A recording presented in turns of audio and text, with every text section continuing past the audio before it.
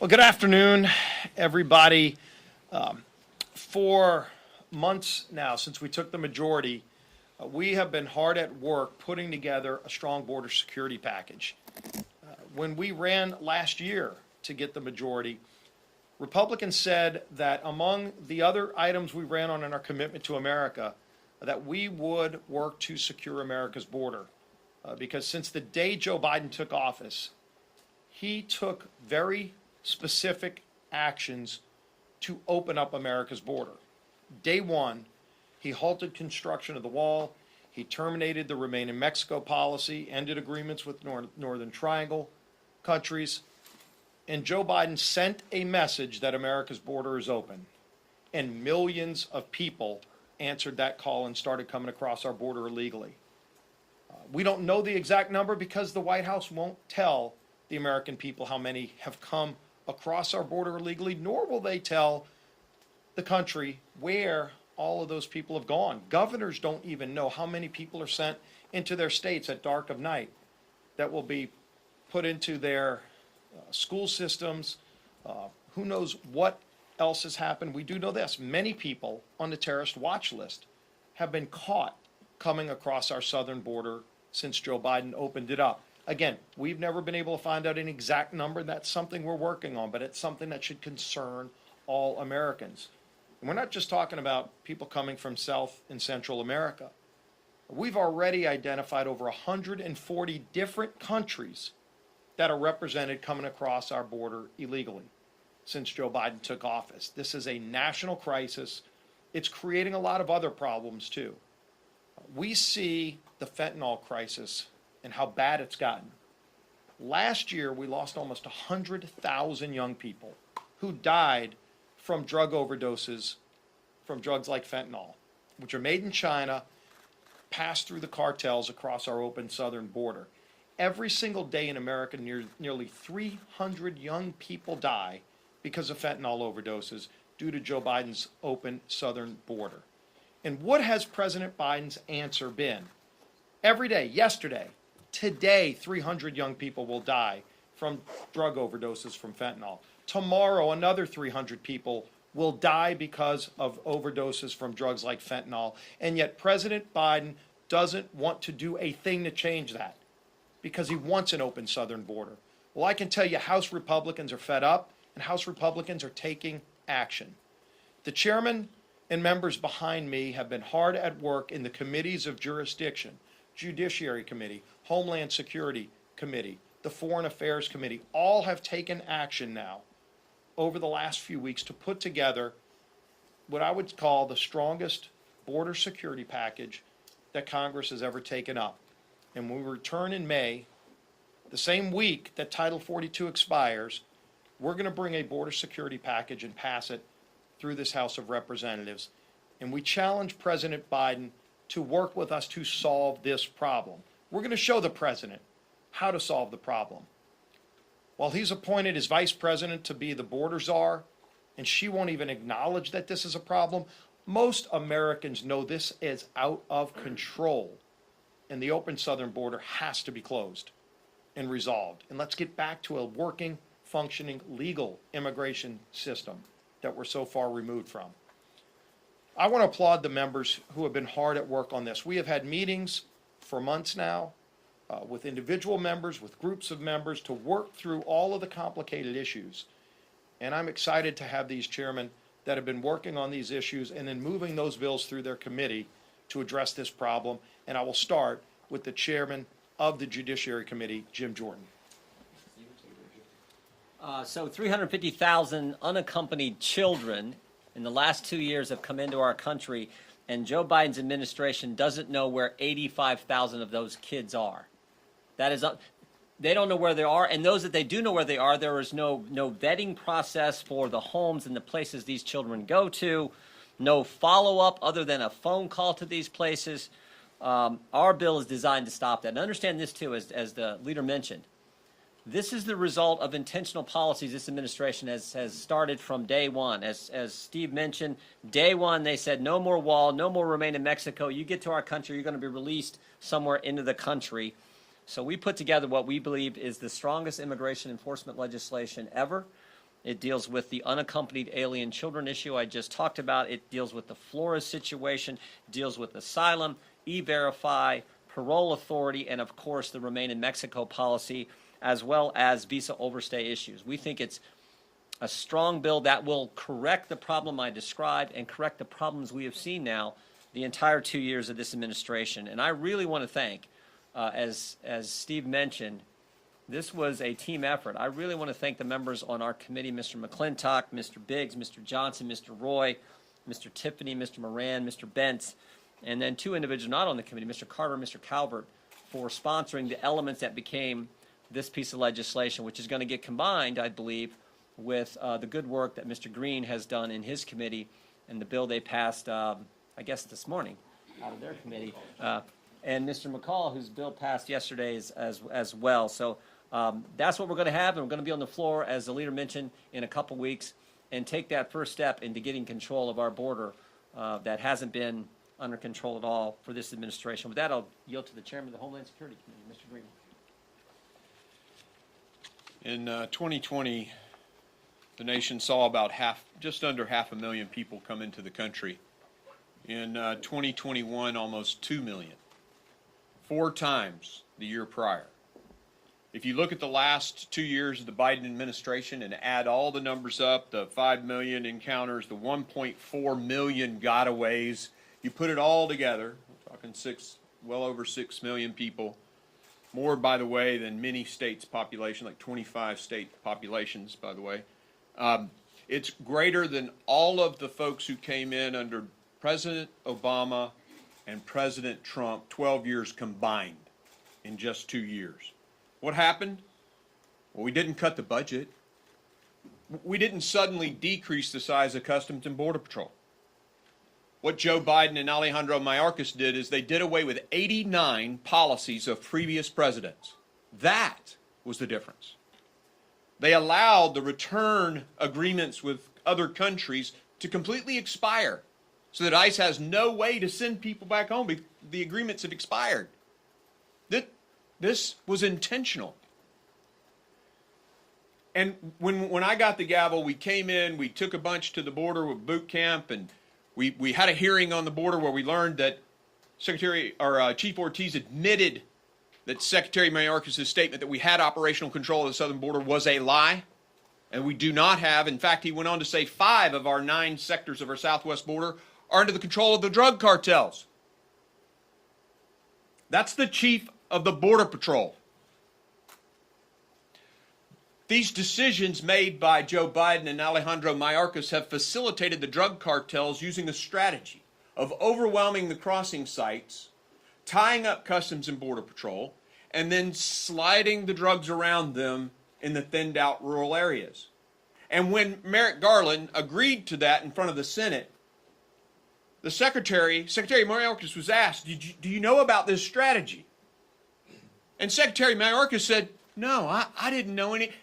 The Secretary of Homeland Security doesn't know the major strategy of the drug cartels. He admitted it in the United States Senate. Well, we made a commitment to secure our border. And you heard about Jim's bill this morning at 3 a.m. The Republican members of the Committee of Homeland Security, Michael Guest is my vice chair, and so many others, culminated the work of several months of stubby pencil, backroom work, figuring out just the language that would get the job done and deliver for the American people, and we did that. And there are many aspects to this bill. We took the money that hasn't been spent. We're going to build 900 miles of wall. We're going to clear cedar and Chorizo cane that's blocking the view of Border Patrol. We're going to take care of those Border Patrol agents. 17 suicides in a force of 17,000 because they're overwhelmed with this open border. Mr. Biden care? No. He didn't care. They even made fun of them and denigrated them, knowing full well that those men weren't whipping those migrants. We have the proof now, by the way. There are many other aspects: technology, license plate readers, authorizations for the Border Patrol to do things they need to do their job. And it has been an honor to work with the members of this committee. I owe it to every single member. We owe it to every single member of this committee for doing the hard work that they've done. And it's been an honor to work with them and get that bill done. And if I seem a bit pressured, it's because we were up till 3 a.m. getting it done. Oh, yeah. But right there with Chairman McCall, who is with us also. I'd like to turn it over to my vice chair and a great American from Mississippi, Mr. Guest. Make no mistake, our border is broken. This administration has been unwilling or unable to secure the southwest border. Statistics show FY21, under President Biden, we set a record of 1.9 million encounters along our border. Last year, FY22, we shattered that record with more than 2.7 million encounters along the southwest border. And now in FY23, we are expected to break that once again with a number that is projected to exceed over 3 million. And that number is projected before Title 42 expires 2 weeks from today. Additionally, we know that drugs smuggled across our borders are killing young people at an alarming rate. And our Border Patrol agents are experiencing a crisis of morale. Secretary Mayorkas, as Chairman Green spoke of moments ago, continues to deny the crisis that exists on our border, even as his chief of patrol recently testified before Congress that 5 of the 9 sectors along the southwest border were not secure. House Republicans are stepping in to fill that gap of leadership created by the inactions of this administration. This legislation will hire thousands of new agents. It will pay retention bonus to frontline officers. We will invest in new technology. We will construct hundreds of miles of walls and barriers, and we will support our local and our state partners. The time to act is now, and Republicans must lead this fight. The fight to secure our border, the fight to support the hardworking men and women of law enforcement, and the fight to stop the flow of illegal drugs coming into our communities that are killing young Americans. I promise you, I pledge to you that as Republicans, we will not back down from this fight, that we will bring this legislation to the floor, and that we will combat the failures of the Biden administration. At this time, I would like to introduce to you my friend from the great state of Texas, the Chairman of Foreign Affairs, Chairman McCall. Thanks, Leader. Jim, great work on Judiciary, and we're up till, what, 3, 4 o'clock in the morning? Good work. Good work. Look, I'll speak plain talk. I've dealt with this issue for 20 years in Congress. Prior to that, I was a federal prosecutor. I had as U.S. Attorney, the border in my district. My first bill 20 years ago was to end catch and release. And here we are 20 years later, same policy.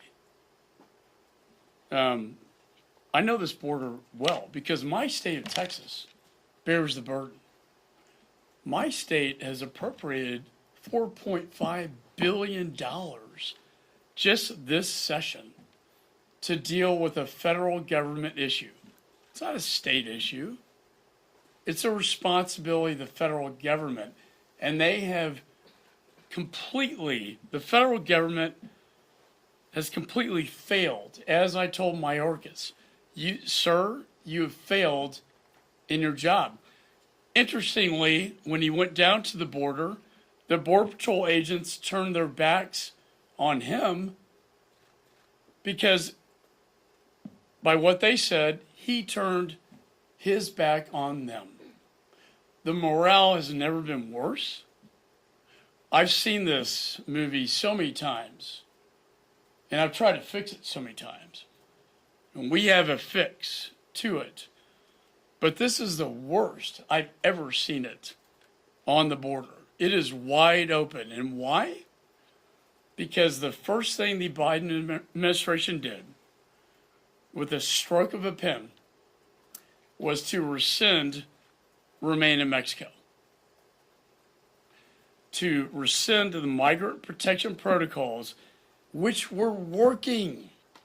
What that meant was, if you come into the United States, you will have to remain in Mexico pending your political asylum claim.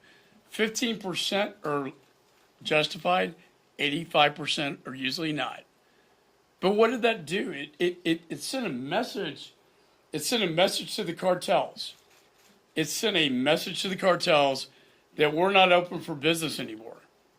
And what Biden did by rescinding Remain in Mexico sent a message to the cartels, open for business, come on in. 5 million people encounters. What are we going to do with 5 million people? 100,000 deaths due to fentanyls? My oldest daughter's been to 5 funerals. My son went to one just last Sunday. It's killing young people in America. It's dangerous. Criminals coming in. People on the terrorist watch list, for God's sakes. This is irresponsible. And we need to fix it. And you know what? As I said last night on our committee, this should not be a partisan issue. This should be an American issue, protecting the sovereignty of the United States and our borders from the threats that we see. My bill out of the Foreign Affairs Committee will reinstate Remain in Mexico. It will reinstate the migrant protection protocols and the asylum claim laws with Central America so we can shut this thing down. Shut it down. This is the root cause of the entire crisis. So I want to thank the leaders, leader, this leader, Mr. Guest, this guy, 3 o'clock in the morning. Thank you. This is an answer, a solution. It should be bipartisan. It's sad it's not. I told Benny Thompson that last night. Why can't this be bipartisan? We used to do that. But this is going to be the Republican solution to the problem. Thank you.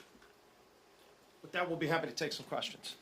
Thank you. Are you confident that you would have 218 votes on the floor if you bring this to the floor next month? Well, our members have been very interested in having us bring a border security package to the floor. Since we ran on this last year, and especially since we took the majority, obviously our members want to know what the final product is. And so we've been working for months to put that together.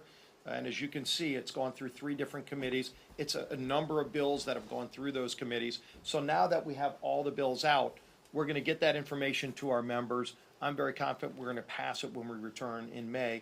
And again, let's challenge the president and the Senate to not only acknowledge this problem, but to join with us in actually doing something about this problem instead of sitting back and letting 300 young people die every single day and they don't care. Can you talk about the issue of asylum specifically? That was a sticking point when earlier versions of the bill came out, when you wanted to pass it in the first 2 weeks of Congress, and that led, with the opposition there, that led to you all going back to the drawing board.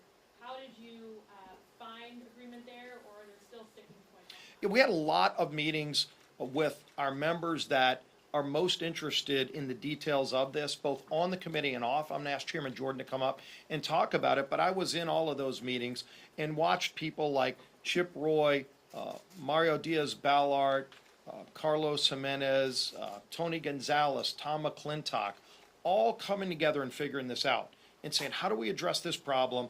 We understand why asylum is there. The asylum process was being completely abused and ignored. And so if we make the asylum process work again, what we really want to do is take away the magnet that is encouraging people to come here illegally that don't have valid asylum claims. That's what Joe Biden did. That's what we fixed in this bill. Jim can get into the details. Well, I would just add, we want quicker adjudication, as the leader talked about, of those asylum claims, and the legitimate ones that Mr. McCall referenced, truly, eligible for asylum, we want them to get that in a faster time frame. So what our legislation says is, you come to the border, you file your asylum claim. If we have space for detention, we will detain people while that's being evaluated. We think that'll move it quicker, and if not, then they will be returned to their home as they await their claim. That makes sense. That's consistent with the MPP policy that was in place in the prior administration, the language that's in Mr. McCall's bill. And as the leader pointed out, we had broad discussions across the conference, and we think we arrived at something that is going to help everybody and get 218 votes. Yes, sir. So is the language between these packages, is any of it going to have to be resolved before it's combining to one bill and put on the floor? Can you do that without any changes? Yeah, we could package it all together. If you watch what we did with the Lower Energy Costs Act, it's probably a good model for how we're handling this. There were almost 20 different bills on what ultimately became H.R. 1. So what we did is take all the different pieces that came out of multiple committees, all dealing with lowering energy costs, and then put them into one package, H.R. 1, and you put them in different titles based on which piece they're addressing of that. Here, in this case, all fall under the category of border security, but 3 different committees with a number of different bills addressing all of these different problems, and so we'll pull them all together into one piece of legislation. Yes, ma'am. Thomas Massey voted against the Judiciary bill, the E-Verify language. I think other members have been, we've asked the questions about that piece. Were you having conversations with them, and do you anticipate it's going to change? Yeah, in fact, I talked to Dan Newhouse again this morning about that. We're continuing to have conversations with our members. And a lot of the members have been watching how all the pieces have been coming together. And again, those who are the most passionate about this, that have some of their own ideas, have been working with us, coming into some of these meetings. And then ultimately, you work through those issues, and then we'll bring the package to the floor. Do you plan on having a line of communication with either the administration or red state senators so that this, or I should say, red state Democrat senators in order to get this passed? Something tells me they're going to be hearing about it from their constituents. We all have been heeding the calls from all of our constituents. This is not just an issue that involves border state members. As we've seen and pointed out for over a year and a half now, because of what Joe Biden did to open up our border and not just create this crisis in states like Texas, but then to have other groups literally at dark of night shipping people to every state in America. Every state is now a border state. And we don't know how bad the problem is because they're hiding these facts from the American people. Every one of you should be asking the White House, will you give us a number of how many people have come across illegally, and where have you sent them? They're being sent somewhere. In many cases, and it's been reported, at dark of night, they were having a committee hearing until 3 o'clock in the morning. Every night our border security is at the border at 3 o'clock in the morning and every other hour. But then they put them on buses, on trains, on planes, and nobody knows where they go. And so every elected official's heard about this problem. The problem is some of those elected officials have put their head in the sand for far too long. They're not going to be able to hide from this anymore because there will be a vote on the House floor where every member of Congress, Republican, Democrat, will have to take a side. Are you going to side with people who are sick and tired of watching 300 young people die every single day? Or are you going to do something about it like we are? And shame on them if they hide from this problem any longer. Yeah. If I can ask a two-part question. You talked a lot about new investments that you would make in the border. How would you pay for that under the spending bill that you passed yesterday? And then second, as a way of trying to get this bill enacted into law, would any one of you accept a provision to help dreamers as part of the bill? Well, first of all, on the funding, the border, all the different entities under Homeland Security have all the money they need to solve this problem. What they've done is taken specific action to make the problem worse. And then it becomes more expensive. When President Biden says the border's open, by getting rid of Remain in Mexico, by stopping construction of the wall, and we went to some of these sites. I remember one of the first border trips I took after President Biden created this problem. They took us, the Border Patrol agents, we got to embed with the Border Patrol agents, so you see just how bad it is and why. And they took us to one of the abandoned work sites. So President Biden was paying the construction company that was tasked with building the wall. He was paying them not to build the wall. It's sort of what he did paying people not to work. It's actually more expensive to do that because then you don't get the economic benefit of the money you're spending. So you're spending money to not do something that would have actually saved the taxpayers money. By making the border process work properly and securing the border, we will save billions of taxpayer dollars, and it's a long time coming. I know it went through your committee, if you want to touch on that. Yeah, so we did cut go, which is our commitment to America too, right? When we built the rules of how this House would operate. So if you look at the back of the bill, there are very specific programs listed to cut to cover where we increase the money. So for example, the bonus that's going to go to the retention bonus that's going to go to the Border Patrol guys, $9,000 roughly per agent. That's $100 million. You can see where we take that money from in there. It's a minimal amount, but the cuts are at the bottom of the bill, and the plus ups are in those personnel numbers. Last question, And the what about Dreamers? Central America? So Secretary Mayorkas just put out a proposal to help ease the influx once Title 42 comes to an end. Part of that proposal is to create more processing centers in Central America. Do you think that would in any way reduce the volume of migrants coming to the U.S. border? What President Biden and Secretary Mayorkas are doing are doubling down on the failed policies that created this problem rather than working with us to solve the problem. Again, we have the most generous immigration system in the world. America lets in over 1 million people a year legally into our country. It's part of the American dream story that we all tell. So many of us are families of immigrants.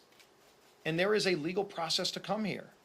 And I think that's what the president forgets about, is that people want to get back to the legal process. So this idea that you just create more opportunities for people to come here illegally and then look the other way, that's what created the Dreamer problem. That's what created this new problem, is that they're encouraging people to come into America legally, knowing they don't have valid asylum claims, they don't have beds to house them. There's no mechanism when they send them to other states to take care of those folks. They don't care about those people. They're just bringing them here for some political agenda, and then they don't care what happens to them after, but they have no plan for them. What we're saying is let's get back to the legal system that should be working for everybody. Everybody should know what the rules are to come to America, just like any other country. Other countries have limits on how many people come into their nations, and their numbers are a lot lower than ours. Name a nation that's close to us. Over 1 million people a year we let in legally every year. The more you incentivize people, the bigger the wave will be. And all the processing centers do is provide more incentive. Oh, the door's even more open. All I got to do is get a coyote from the drug cartel to fill out my CBP1 app for me. I'm sure they're paying another little extra fee to get that done. Every single thing Alejandro Mayorkas is doing is to speed more people into this country. You take a look at his budget. It's intentional. They cut CBP and put billions more into a contingency fund to bring more people into the country. This is intentional. And the drug cartels are seizing the day to get more fentanyl in here and make more money. And you ask the parents of that little baby, how many of you have children, was crawling around on the floor of a VRBO in Florida. The tenant before had fentanyl. The little baby was dead. Every single American is at risk for these ridiculous open door policies. Well, we've had enough. And these bills and the men that have done, and men and women who've done the work to put this together are saying no more. And I do want to make this point before the final question, because we haven't talked about this yet. Today, we've talked about this in other settings, and I think all of you know this. However much it gets covered, it's not enough. What President Biden has done to open up the southern border has created a multi-billion-dollar industry for the drug cartels of Mexico. President Biden is providing billions of dollars to the drug cartels in Mexico, who now have operational control over our southern border. Every American ought to be outraged about that, and by the way, most are. And not only are they getting a multi-billion-dollar windfall, the drug cartels, what they're doing to these young kids. We've seen it, the rapes, the human trafficking. Not only the deaths, 300 deaths a day should be enough, but all of the other things that they're doing to these young kids are bringing across as they're making billions of dollars off of the trafficking is disgusting. Joe Biden ought to be disgusted about it. The thing is, Joe Biden can do something about it. He created this problem. He needs to work with us to solve this problem. Last question. Yes, sir. I was wondering, I know a number of members of the GOP conference believe that Mr. Mayorkas should be impeached or forced out somehow. Does House leadership have a position on that? What we have said is all options need to be on the table, but we need to get the facts out. And these committees have been doing a great job of getting the facts out as they've been writing these pieces of legislation that are critically important. So we've been working on two fronts. One is legislating, which is a very critical piece of our job in the majority, but the other is the oversight and accountability part. And the good news is all of these committees have been doing both. They've been having hearings to get more facts, and let's let the facts lead where they may. We haven't limited in any way what they can go and find out or what happens once we find out all the facts, but we're also taking the lead to legislate to fix this problem. And if the people that are there aren't fixing it, which they're not, Secretary Mayorkas has said over and over again the border's secure. Joe Biden has said the border's secure. Kamala Harris has said the border's secure. Every American knows the border's not secure. And so it's about time they start shooting straight with the American people. But we're not going to sit back and try to play that charade they are. We're actually working to fix this problem as we hold people accountable who have created this crisis that Americans are facing every single day. Thank you all, and we'll see you on the floor in 2 weeks on this bill. Do you guys have Tony Gonzalez's backing for this? Talk to Tony, but he's been working really hard to help us get here. We'll come to the floor as an open roll. He supported the bill last night.